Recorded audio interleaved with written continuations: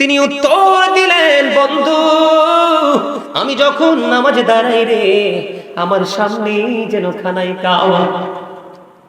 আমি যখন নামাজে দাঁড়াই আমার কাছে মনে হয় আমার বাম দিকে জাহান্নামটা।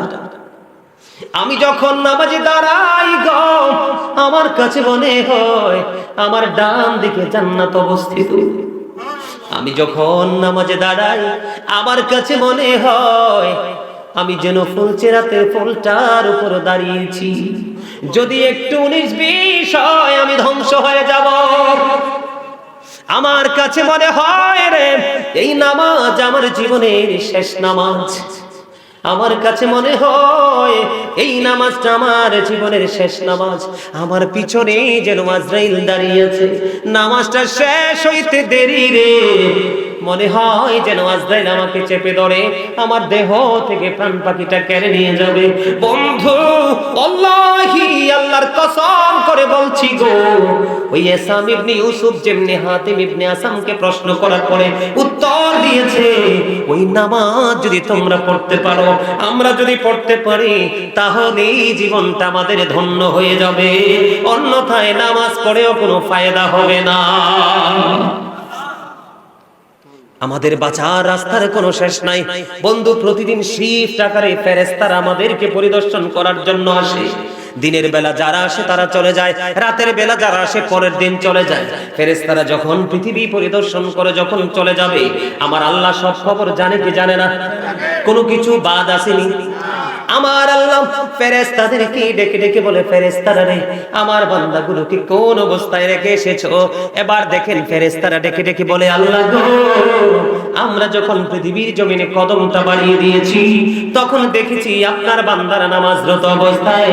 এখন তাদেরকে ছেড়ে এসেছি, ছেড়ে আসার সময়ও দেখেছি নামাজরত অবস্থায়।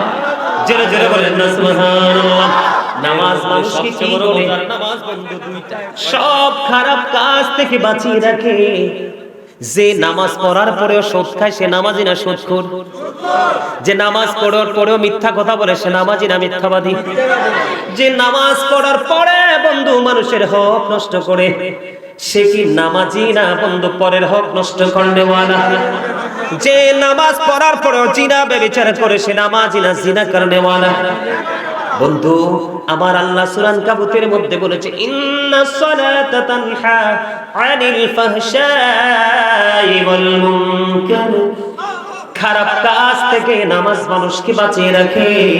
তাহলে আমার আল্লাহর কথা তো কখনোই বন্ধু উল্টা হতে পারে না, ঠিক কেন বলেন? আল্লাহও বলেছেন, আকিমুস সালাতা ওয়া আতুজ যাকাতা ওয়ারকাউ মা'আল রাকিঈন। আল্লাহ রাব্বুল আলামিন বলেছে, তোমরা নামাজ আদায় করো, যারা ধনী তোমরা যাকাত আদায় করো, যাকাত দাও, এবং রুকুকারীদের সঙ্গে তোমরা রুকু করো। কারণ নামাজ বন্ধু শুধু খারাপ কাজ থেকে বাঁচিয়ে রাখে না, নামাজ হলো মুমিনদের জন্য জান্নাতের চাবি। আর জোরে বলেন না সুবহানাল্লাহ। শুধু জান্নাতের চাবি নয়, নামাজ হলো মুমিনদের জন্য মেরাজ। আর জোরে। মুমিন যখন নামাজ পড়লো আল্লাহর সাথে তার কি হয়ে গেল? দিদার হয়ে গেল, সম্পর্ক হয়ে গেল। এত মজার নামাজ তো ছাড়া যায় না। যায়নি? আস্তে আস্তে শীত আসতেছে কিনা? আরো জোরে বলেন। বন্ধুরে আমার নবী একদিন শীতের দিনে বের হলো। গভীর মনোযোগ বন্ধু, আলোচনায় যখন ঢুকবো প্রাসঙ্গিক কোনো কথা বলবো না, আলোচনাই করতে থাকবো। আমি আস্তে আস্তে করে গভীরের দিকে বন্ধু ঢুকতেছি, গভীর মন দিয়ে শুনতে হবে। ওই যে একটু আগে বলেছি, একটা হলো বন্ধু তোমার দেহ রে, আরেকটা হলো বন্ধু তোমার রুহু। তোমার দেহ থাকলে শুধু চলবে না, দেহের সাথে সাথে রুহুটাকেও যদি এখানে রাখতে পারো তাহলে তোমার জীবন হবে ধন্য, অন্যথায় তুমি হয়ে যাবে বড় নগণ্য। আল্লাহ কোরআনে বান্দাকে সতর্ক করে দিয়েছেন, বান্দারে, ও বান্দা, কবরে আসার আগে তোমরা সতর্ক হয়ে আসো। কারণ হলো জীবনে কি করেছো সবটাই তোমার চোখের সামনে থাকবে। বাঁচতে পারবা না, মরতেও পারবা না, পালাইতেও পারবা না। আমার দিকে দেখার বন্ধু, পৃথিবীতে জোর করে টাকা দিয়ে, পয়সা দিয়ে, টেলিফোন দিয়ে, জনশক্তি দিয়ে প্রতিকূলতাকে অনুকূলে আনা বন্ধু সম্ভব হয়ে যায়, কিন্তু পারে তো ভয়ঙ্কর। আল্লাহ বলেছেন ইন্নামা তুশরাব্বিকা লাশাদীদ। আল্লাহ রাব্বুল আলামিন বলেছেন the seizing of Allah is difficult. আল্লাহর ধরা, আল্লাহর পাকড়াও বড় শক্ত, বড় কঠিন। আল্লাহ রাব্বুল আলামিন বলেছেন ইন্নাল্লাহা সারিউল হিসাব। Allah is going to take account. আল্লাহ হিসাব গ্রহণে অত্যন্ত তৎপর। বান্দাকে শক্ত করে ধরবে, তারপরে বান্দার কাছে হিসাব চাইবে। আল্লাহ রাব্বুল আলামিন হিসাব চাইবে, যদি হিসাব দিতে পারো তাহলে বন্ধু মুক্তি পেয়ে যাবে, আর হিসাব দিতে না পারলে উপায় খুঁজে পাবা না। রে আমকি গ্রামের মানুষ, হৃদয় খুলে শোনো গো, আল্লাহ বলেছে বান্দারে সাবধান হয়ে আসো। লা ইয়ামুতু, এই পৃথিবীর বুকে তুমি মরতে পারো, লা ইয়ামুতু, মরার সুযোগ আছে। আল্লাহ বলেছেন লা ইয়ামুতু, people will not die that day, সেদিন মানুষ মরতে পারবে না। আল্লাহ বলেছেন ফিহা ওয়ালা ইয়াহইয়া, people will not be able to live that day, সেদিন মানুষ বাঁচতেও পারবে না। আল্লাহ বলেছেন মা মান হাবি গাইবিন, people will not be able to escape that day, সেদিন মানুষ সেখান থেকে বাঁচতেও পারবে না, বাঁচতেও পারবে না, মরতেও পারবে না, ওখান থেকে বন্ধু পালাইতেও পারবে না। বন্ধু কেমন করে ঘুমো রে, কেমন করে দুই চোখের পাতা এক হয়ে যায়।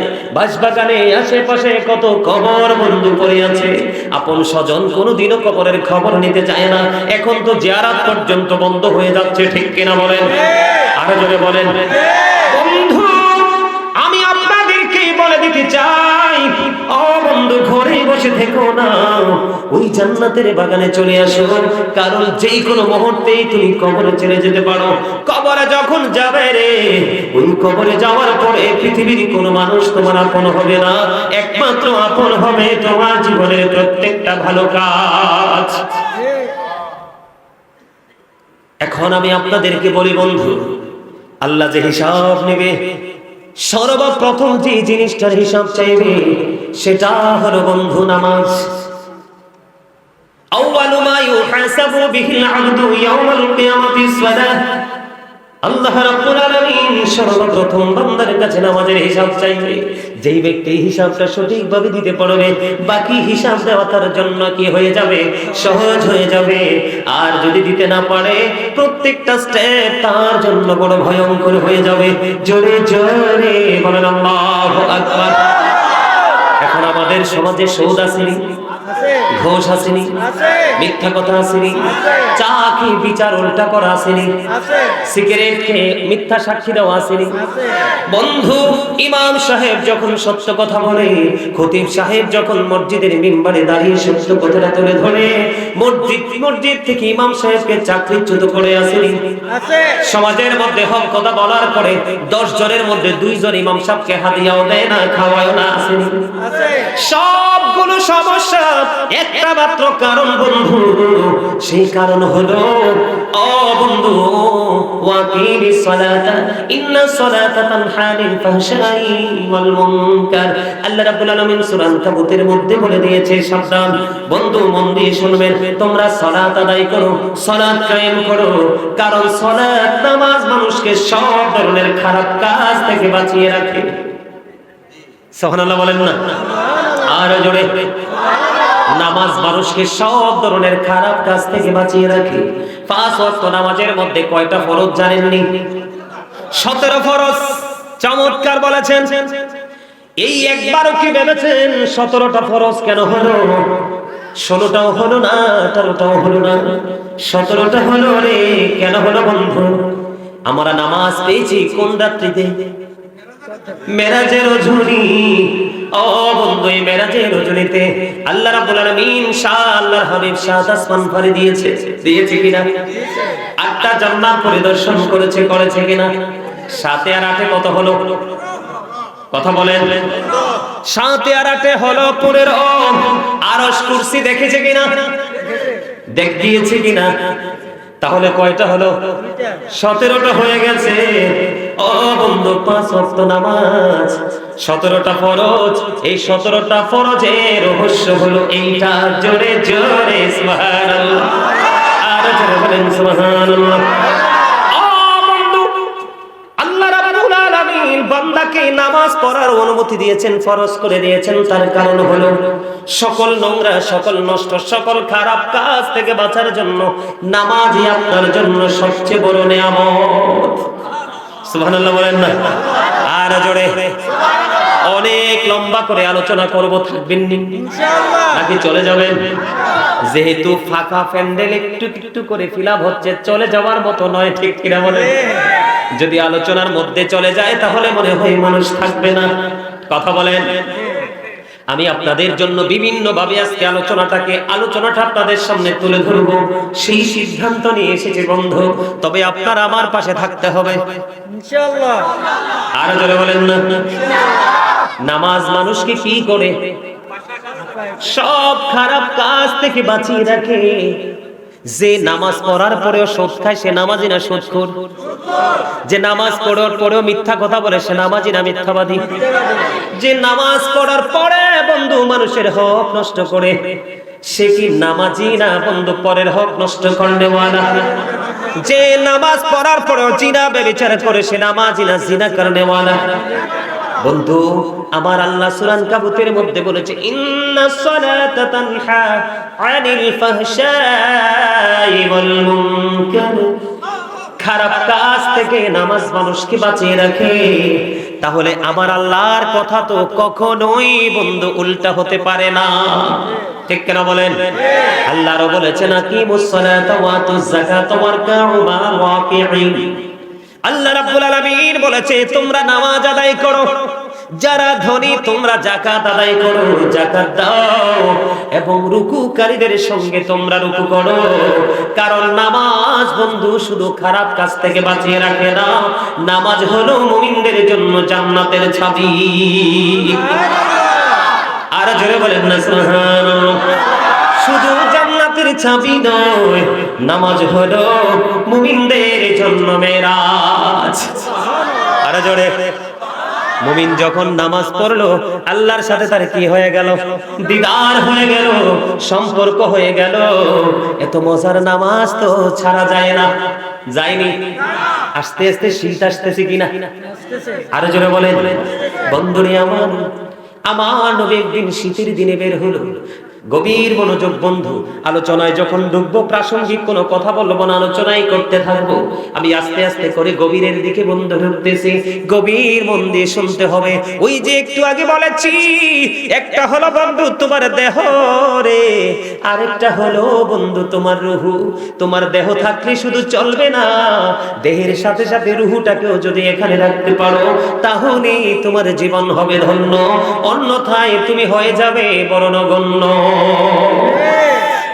এবার আমার নবী কি করলেন? শীতের দিনে যখন বের হলেন হঠাৎ করে নবীজি চেয়ে দেখলেন শীতের দিনে কিন্তু গাছের পাতাগুলো শুষ্ক হয়ে ঝরে ঝরে পড়ে। বন্ধু আমার নবীজি দেখলেন, দেখার পরে নবীজি ডালা ধরলেন। গাছের ডালা যখন ধরলো, ধরার পরে বন্ধু এবার আবু জরকে একটা ডাক দিলেন, রে আবু জর। আবু জর উত্তর দিলেন, লাব্বাইকা ইয়া রাসূলুল্লাহ, আমি হাজির। ইয়া রাসূলুল্লাহ, ইয়া হাবিবাল্লাহ, নবী গো আমি হাজির ইয়া রাসূলুল্লাহ। আমার নবীজি একটা ডাক দিয়ে বললেন, রে আবু জর ওই গাছের দিকে চেয়ে দেখো না, শীতের কারণে গাছের পাতাগুলো কেমনে শুষ্ক হয়ে ঝরে ঝরে পড়ে। রে আবু জর, আল্লাহর প্রিয় বান্দাগুলো, আমি নবীর উম্মতগুলো যখন একমাত্র আল্লাহর সন্তুষ্টির আশায়, আল্লাহর দিদারের আশায়, আল্লাহর প্রিয় গোলামদের অন্তর্ভুক্ত হওয়ার লোভ নিয়ে যখন আল্লাহর কুদরতি কদমে নামাজের মাধ্যমে যখন সিজদা করে দিবে রে, ওই শীতের দিনের গাছের পাতার মতো তার আমলনামা থেকে সবগুলো গুনাহ ঝরে পড়ে যাবে। জোরে বলেন সুবহানাল্লাহ। সুবহানাল্লাহ আলহামদুলিল্লাহ লা ইলাহা ইল্লাল্লাহ। সুবহানাল্লাহ আলহামদুলিল্লাহ লা ইলাহা ইল্লাল্লাহ। লা ইলাহা ইল্লাল্লাহ, লা আরশ কুরসি লৌহ কলম সৃষ্টি জাহান ওসিলা আরশ কুরসি লৌহ কলম সৃষ্টি জাহান ওসিলা নিজে আল্লাহ খুশি হইয়া নাম রাখলেন হাবিবুল্লাহ সুবহানাল্লাহ আলহামদুলিল্লাহ লা ইলাহা ইল্লাল্লাহ সুবহানাল্লাহ